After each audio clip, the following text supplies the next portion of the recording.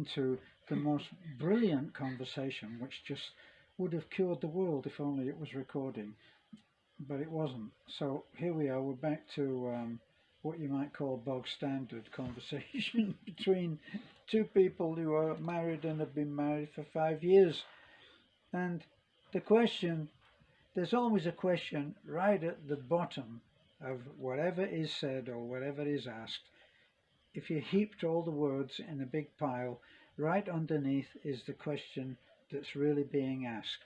And whenever people ask us, do you do this, do you do that, it's always, why does it work? Why on earth does a marriage between a foreigner and a Filipina with a 50-year age gap, why does it work? And that's the real question. Perhaps a more accurate question would be, how do we make it work? How do you make it work? Yeah, that's another thing, right? You got to speak up louder. Like yeah, that's another question come up on my mind. How does it work, darling? I just asked you. I was first.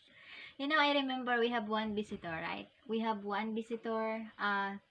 Actually, we had about 30 or 40. No, I mean visitors. one of our visitors. Particular. One of our we have a lot of visitors, right? And we have there's one visitors that came here, and I asked, how did you find us? You know, and he said, oh, I found you in the video. I just looking around about Philippines, right? And then I saw you, and I saw the two of you in the video, and I said, oh, it will not work, right? Because of our age gap, right? We've been 50 years old, 50 years when age gap. When he found out what the age gap was. And he said, oh, it didn't work, right?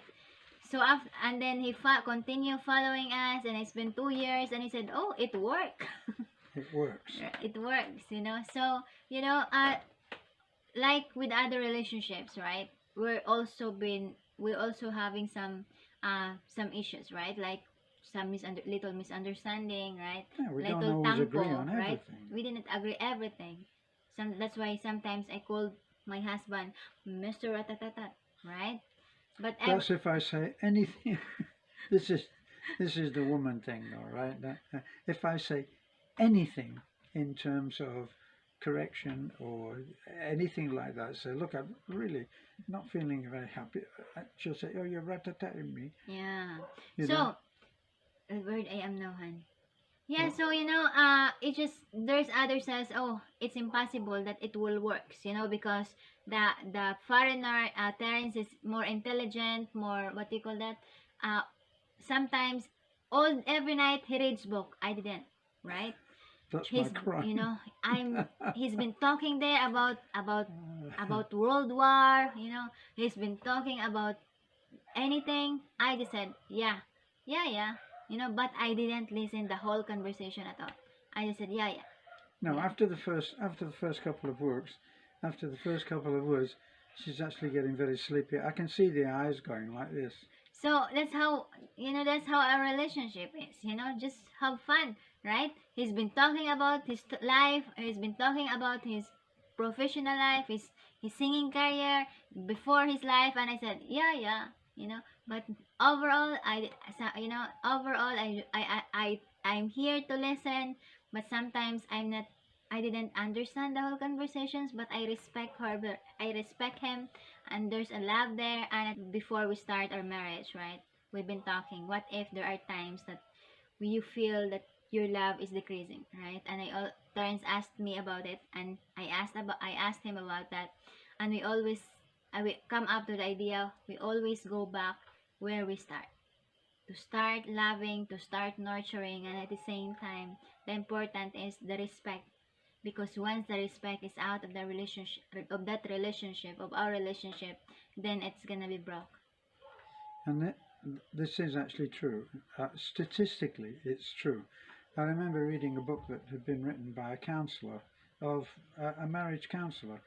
She said, one of the most important things for saving a marriage, right, which we're doing all the time. Every day you get up and you're saving the marriage. But she said the most important thing is for the couple to start trying to save the marriage before they stop caring. Yeah.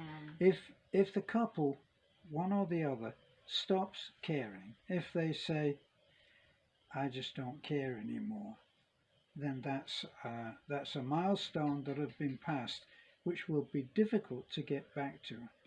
Now, when I say that everybody is going through a saving the marriage, there are little things that happen which you have to adjust to, especially I think in an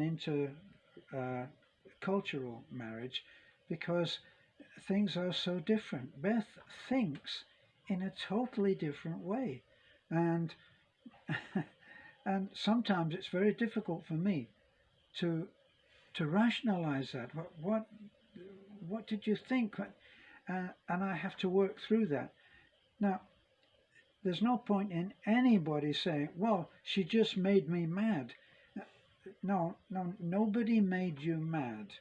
You were mad before that. Whatever it was that happened, the mad was already there, actually. So a lot of it, my formula is this, is that for the one who is the foreigner,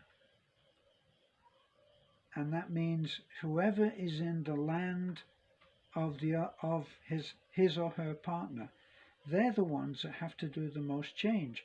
Like, there's no point in my coming to the Philippines and I'm going to change everybody. No, that's not going to happen. It's about acceptance. I'm the one who has to do the majority of the change. Yeah, accept and learn. Learn the culture, learn the how the people behave and interact, right? In any given situation. Yeah.